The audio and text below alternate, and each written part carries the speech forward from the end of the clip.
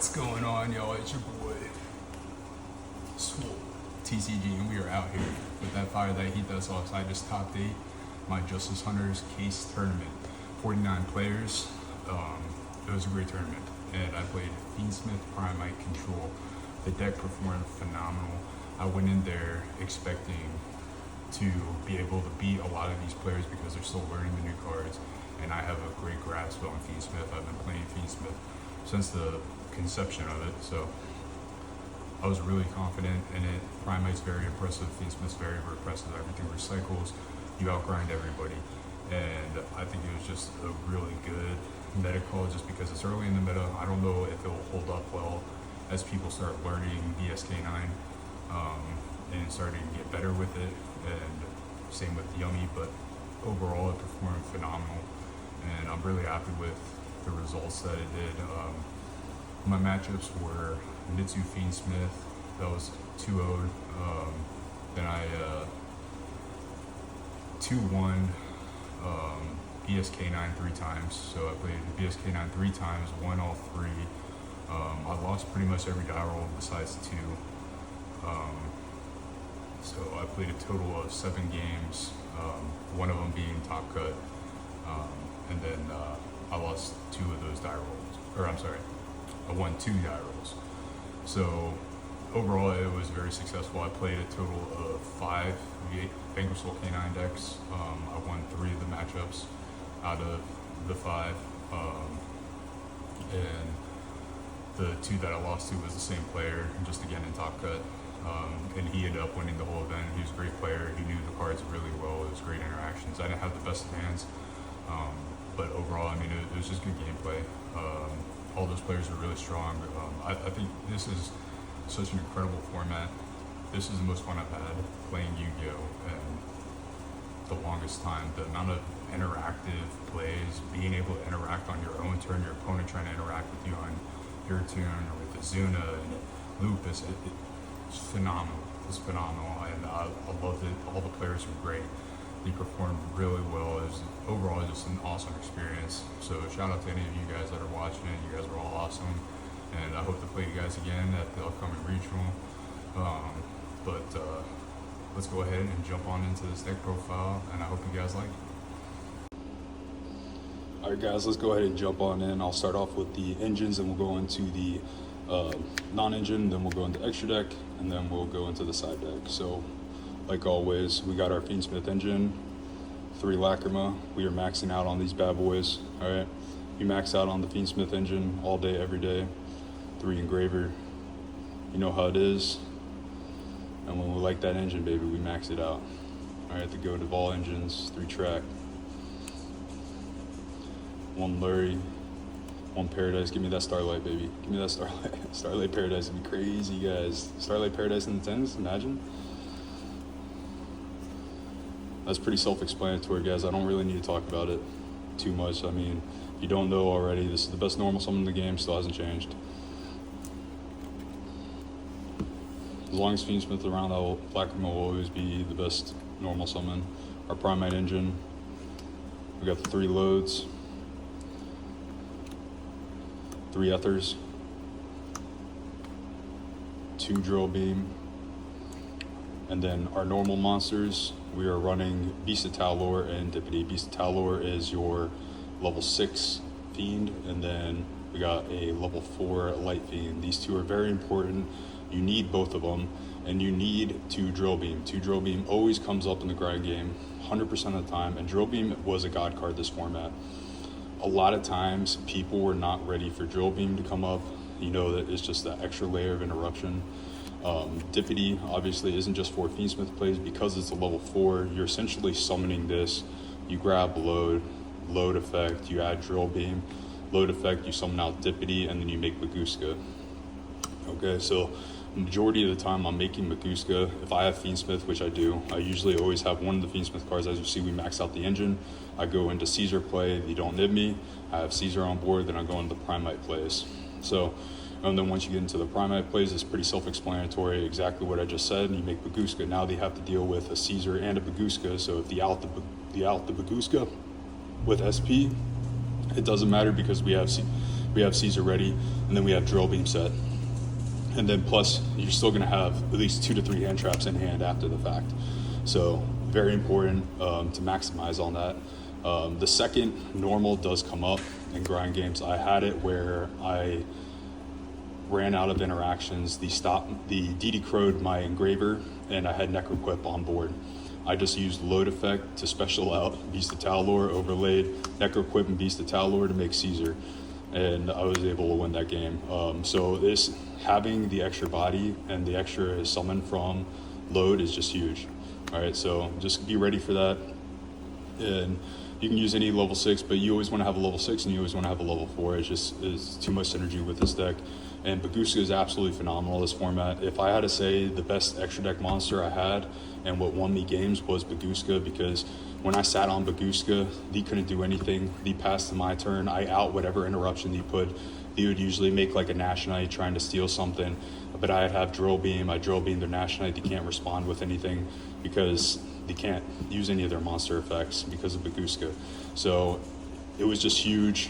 This card was phenomenal. It was the best card. We'll get into the extra deck and everything later, but I do have to say that was the MVP, and the best play was normal summon that Ether Barrel and going into Dippity and then making Baguska, and that won me a majority of my games.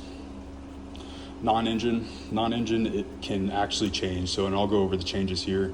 I've played a small Bestial package. Bestials were great inside my Mitsu matchup, and even inside the VS matchup. I've banished the Dr. Madlove when they try to add it back with Rock, and I've banished their Jokul when they try to bring it out with Lantern, and like so it's just great plays. It's great interruptions, but obviously you're playing into Azuna a little hard with that, and that makes it a little bit difficult when you're dealing with that. But I did get Azuna the crap out of, like, so many Azunas hit me hard, and I was just like, I don't know how Azuna's like impacting me so hard right now, but I was able to play through it. Azuna isn't the end-all be-all. Paradise Smasher isn't something you really need to worry about. I did get Paradise Smashered quite a bit, but it was irrelevant. It was irrelevant at the end of the day because I was able to survive my turn because I ended up Peruliing and he gave me a bunch of draws. I had plenty of non-engine inside this deck that I was able to counter him again. They bring it back to my turn, and I wiped their board. So it was absolutely phenomenal. I would continue playing the Bestials. I think Bestials were absolutely fine. They saved me quite a bit. Drew's Arm was a god card. Baldrake didn't really come up too much. Mag was huge because Mag gets you into your Primite plays. So, I mean, it's just absolutely mandatory. Next up, Emperm. Emperm is good. The only thing I'd have to say about it is when they bring out the Lupus on you and the Quick Effect XCs, right?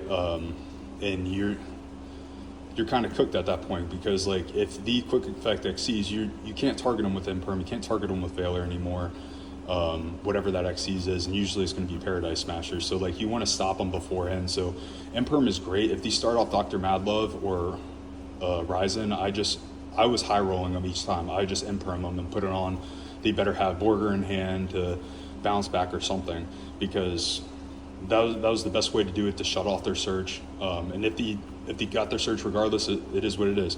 But Imperm also doesn't play into Zuna. So that being said, Imperm is still phenomenal. I think you should still play it. Even in the Draco Tail builds, I still think Imperm is relevant. I have been experimenting with taking Imperm out, but the target negation comes up, and this not playing into the turn 0 plays is huge. Not playing into those Azuna main phase plays, and obviously the Draco Tail plays as well. Like, this card is just so good. This is so good, and I would continue running Imperm. If you got slots for it, you always run it. It's always in the main deck. The MVP, Perulia, this just gave me so much hand advantage against Vanquish Soul. This is a god card. This is 20 times better than Fualos against your Vanquish Soul matchups. You want to see Perulia against them 100% of the time. These are not coming out. Any deck you make, Perulia will always be in there. Same with our other Mulch Army, Fualos. Fualos is a god card with pretty much every deck, and especially Yummy. And you can even do these on your turn, which I highly recommend. With this deck, if you brick hard, you know, sometimes, like, I do like a partial Fiendsmith play, have them interact with me. I'll make a Requiem and pass, and then if I had, like, say if I had 2 of these, then I just pop the Requiem, and then I chain Perulia, chain Fualos, and then now they're playing into my hand traps, and we have enough disruption on board to be able to deal with anything they put out and essentially give us another turn. You can feel safe and comfortable with this deck because of how much non-engine that you're playing, that you shouldn't be worried about them being able to finish you, because you should be able to disrupt them. Droll was good against the Missy matchup, obviously. It's great against the Ryzel matchup. Against Yummy, against Draco Tail, and against VSK9, not so good. It's okay in certain areas with VSK9, but overall it's not bad. This is a side deck card now, honestly, because we're going to see so much. I mean, like I said, I played a lot of Vanquish Soul, and I was always taking Droll out. 10 out of 10 times, always took Droll out. And there's other options. As we get into the side deck, I'll go over those options with you. But Droll was it was not it. Nib was a god card. 100% you should be running Nib. I know people were saying it's not a Nib format, but people do play into Nib hard as shit. And people are not expecting Nib right now because they feel like you can't get Nib. But you can, in fact, get Nibbed, and there is no targeting with Nib. So even if you go into some massive plays and you shut them down, they had to extend with Azuna, and they brought out the Lupus, and they about a Paradise Smasher. This saved me from getting Paradise Smashered, because I stopped their Holy Sue from summoning. They had to do extra summons with the Canines, and by the time they brought out Paradise Smasher, they were on 5 summons, and then on summon I nibbed, and I just shut them down. So this Nib is a great card. It should be definitely inside your main. A minimum of 2. 3 might be excessive, but with this deck obviously being such a recurring deck and having maximized 2 engines that are just oppressive and controlling and recycling, we have the extra space in this deck to be able to play it. So if you have the space and you're playing a control deck like Fiendsmith Primite, 3 Nibs should definitely be in the main. Ash, again, like I've been saying, this is a very defensive card, but there's a lot of times where I would Ash a Dr. Madlove or I'd Ash a Ryzen. Like I said, I like to high roll the VSK9. Just because I'm putting on the better habit, because they need cards to be in their hand for them to be able to combo and play. So you kind of want to high roll them. And if they have Azuna, they have Azuna. I ended up getting Azuna because I asked on the Ryzen, but they didn't have much of a follow-up after the fact. They still went into a little bit of K9 play, made a Ripper, got the quick play spell, whatever. That's fine. That's absolutely fine, and I don't care, because with this deck, you're going to have plenty of other interactive spots and follow-up. So Ash was good. It's a very high roll card if you're playing it, but it's also extremely great for going first and being defensive. So, and being able to ask the Holy Sue when they summon it on your turn is just absolutely huge, But a lot of play, and same thing, ashing the Azuna. So this is a very defensive card now. It's less offensive than it is defensive, because you're trying to stop you getting Charmied, you're trying to stop the Azuna from dumping, you're trying to stop the Holy Sue from special summoning, so this is a very defensive card. So I definitely continue playing Ash in the main, but there is other options as we'll get into it. We'll go into the extra deck now. So obviously, like I said, Baguska is the greatest MVP. This card, along with Caesar, just absolutely dominated the game. And there's been plenty of times. The main combo line is after I stall them for a turn, and they pass back to me, I pretty much break their little pathetic board that they could barely make because none of their effects activated. They couldn't get any searches off. They couldn't do anything. So I just switch this guy into attack after I out whatever they put up. Say they'd usually put up a Nash Knight or the Psychic to take control. So I'd out it with whatever I had, whether it was a Primite, Drill Beam, or something along those lines, and then I just flip him to attack. I'd attack into him and then overlay into Zeus, and Zeus won me 2 games. This was phenomenal. So these 3 right here were my powerhouses.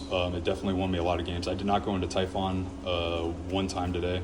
It did not come up, or I'm sorry, yesterday. It did not come up at all, but the XZs really carried this deck hard.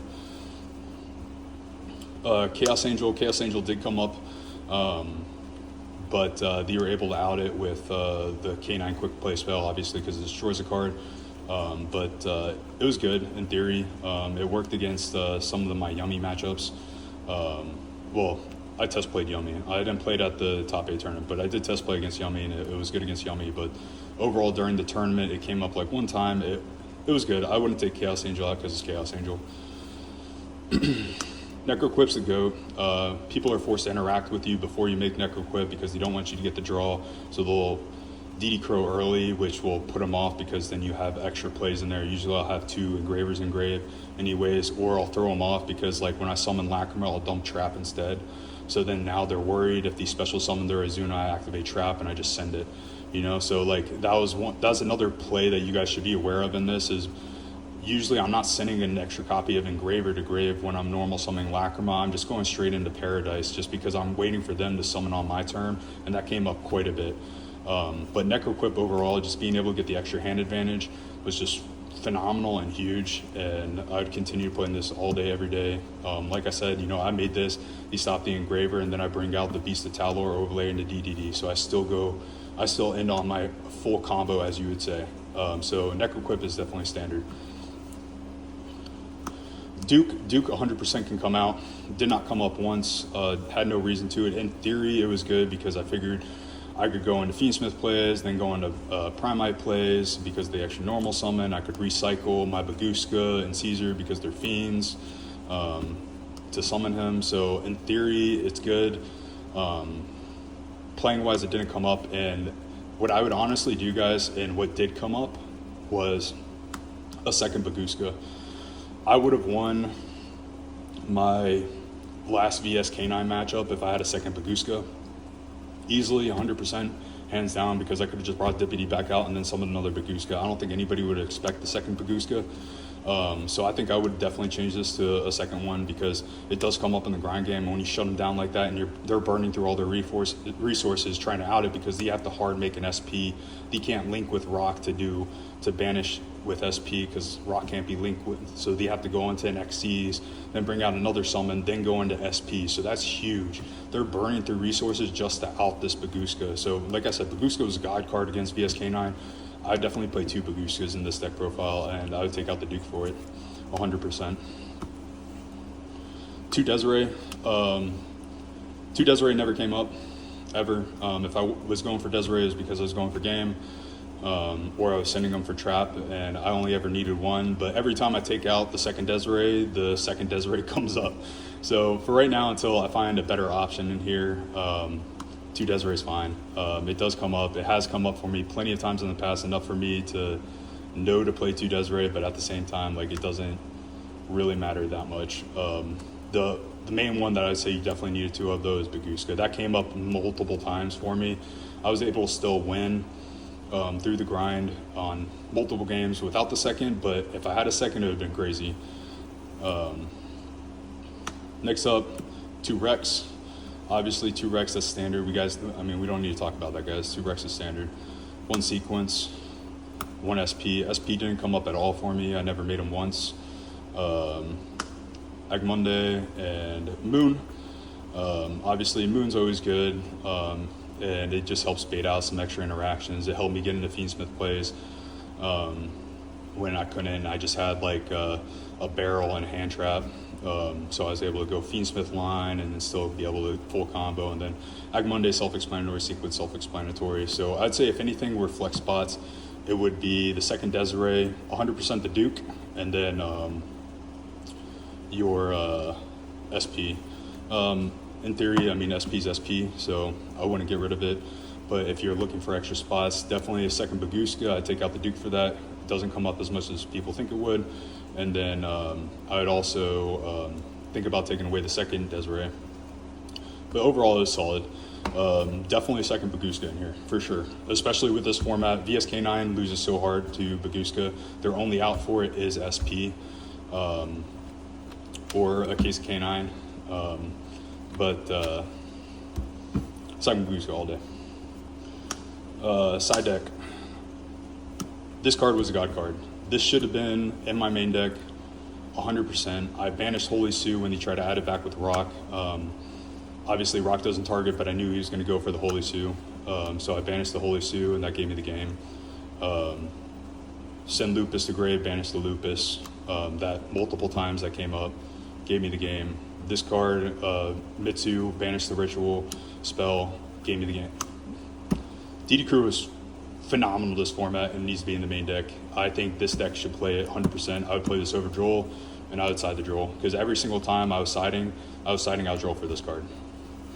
And it came up all the time, so definitely would play it.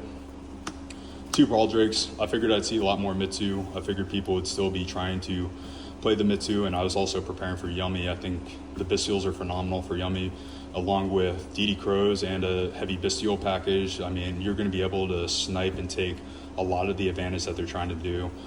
So I thought this would be phenomenal for it. Didn't come up at the tournament, obviously, because I played VSK9 majority of the time. Pretty much the whole time I played VSK9. It was good against the Malice matchups.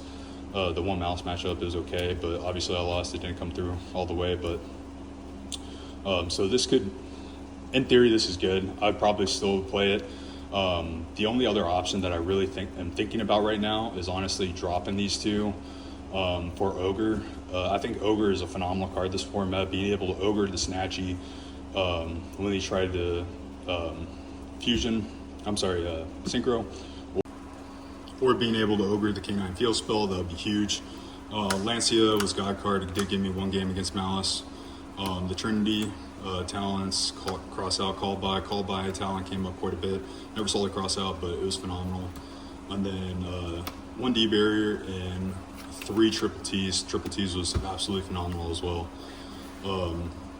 Like I said, the only change I would really make would be the Ogres and then maining the DD Crows for sure. But that's it for my deck profile. Let me know what you guys think. Alright, y'all. So that was my Fiendsmith Primite control deck profile.